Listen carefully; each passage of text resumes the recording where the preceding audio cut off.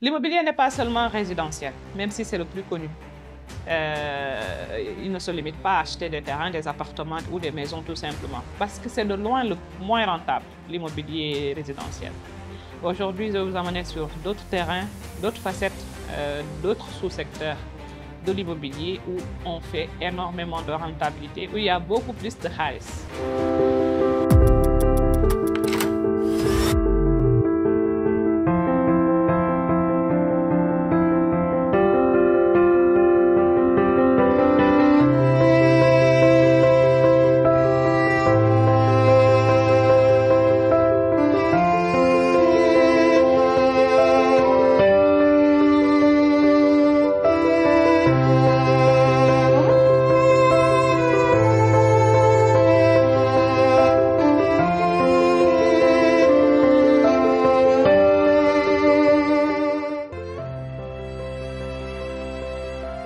Qu'est-ce que l'immobilier commercial? C'est tout simplement tous les espaces qu'on peut louer aux commerçants ou bien aux entreprises. Ça va au terrain vide qu'on loue aux mécaniciens, ça va du magasin qu'on loue aux boutiquiers du coin, du quartier, ça va aussi des gros magasins aujourd'hui comme Auchan, Carrefour. Hein. C'est inclus aussi dans l'immobilier commercial aujourd'hui, certains bureaux, certains appartements qu'on loue aux entreprises pour usage de bureau. Tout ça, c'est ce qu'on appelle l'immobilier commercial. Espaces qu'on loue aux entreprises ou aux commerçants, et il y en a énormément, ces espaces-là. Ça peut aller du terrain vide, comme je l'ai dit tout à l'heure, comme ça peut aller de votre maison que vous avez construite, mais que vous avez laissé 4 boutiques, 3 boutiques en bas, ou bien tout simplement l'entrepôt que vous avez construit pour louer aux industriels, l'entrepôt que vous avez construit pour louer comme à usage de dépôt pour les commerçants. Et comme je l'ai dit tout à l'heure, l'investissement commercial est beaucoup plus rentable. Pourquoi? De un, les constructions qu'on édifie généralement sur un terrain à usage commercial ne sont pas très lourdes. Parce que si c'est un magasin ou bien un dépôt, là, on ne va pas se mettre à 4 niveaux, 5 niveaux. C'est juste un rez-de-chaussée, une fondation, parfois même qui ne nécessite pas certains moyens. C'est juste une fondation qui supporte un bâtiment où on n'édifie pas encore des constructions en haut. Donc, ça veut dire que la construction est assez simple. Avec 10 millions, 15 millions aujourd'hui, tu peux construire un entrepôt. Alors qu'aujourd'hui, pour construire une villa bien faite, c'est beaucoup d'argent.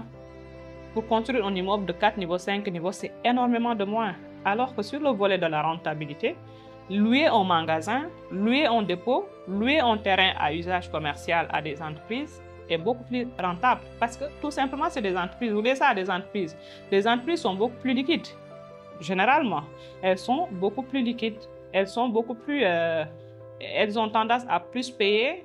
En fait, vous avez moins de problèmes de paiement de la location, du loyer, que sur l'immobilier résidentiel, où là, vous pouvez vous confronter à des impayés à n'en plus finir. Ça, c'est le premier volet. Par rapport au coût de la construction de local commercial et d'un local à usage d'habitation. C'est beaucoup plus simple de construire là-bas que de construire sur le résidentiel, en termes de coût. Même en termes d'entretien aussi. Ça, c'est le premier volet. Le deuxième volet, c'est par rapport au loyer. Aujourd'hui, vous louez beaucoup plus vite en local commercial. Aujourd'hui, les locaux commerciaux se prennent très vite.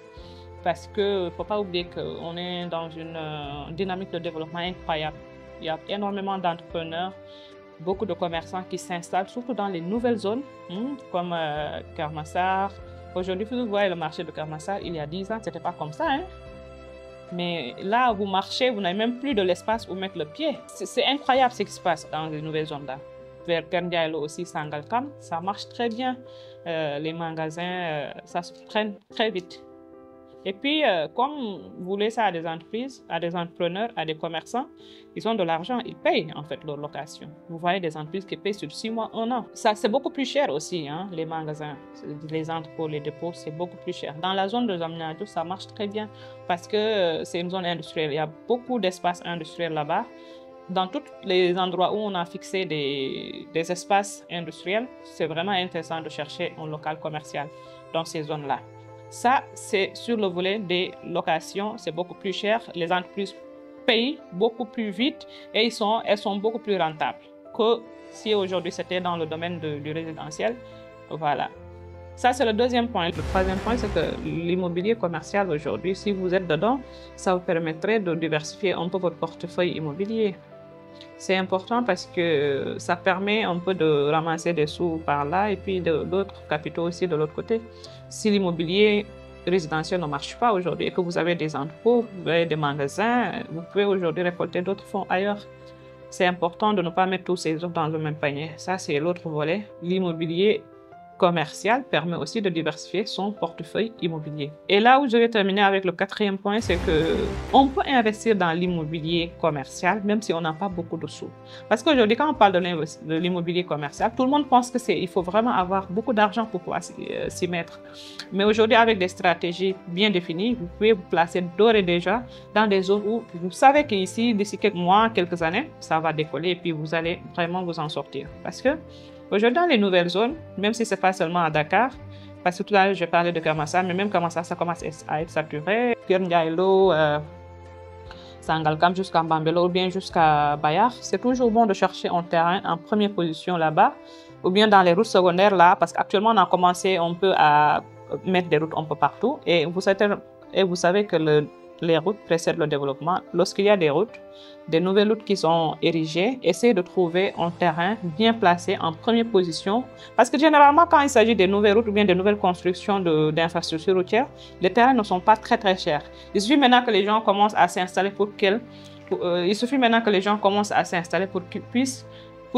prennent de la valeur. Mais même si ce n'est pas à Dakar, dans la région de Dakar, cherchez dans la région de Thiès ou bien dans le département de Mbour. Il y en a énormément aujourd'hui d'infrastructures qui s'y installent.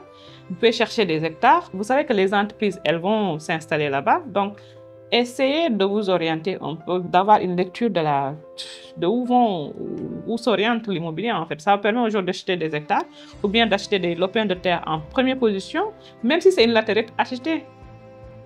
Même si c'est en première position d'une route en latérite, achetez et attendez. Parce que quand on n'a pas beaucoup de moyens, il faut vraiment avoir des stratégies. Et la stratégie principale, c'est ça. Cherchez là où les terrains ne coûtent pas encore cher, mais que vous êtes certain que d'ici quelques années, là-bas, ça va décoller, puis investissez, attendez. Voilà, ça c'est ce que je voulais dire par rapport à cette vidéo. Je vous encourage à liker la vidéo pour nous encourager, commenter et même s'abonner. Et nous, on vous donne rendez-vous la prochaine fois pour une nouvelle vidéo.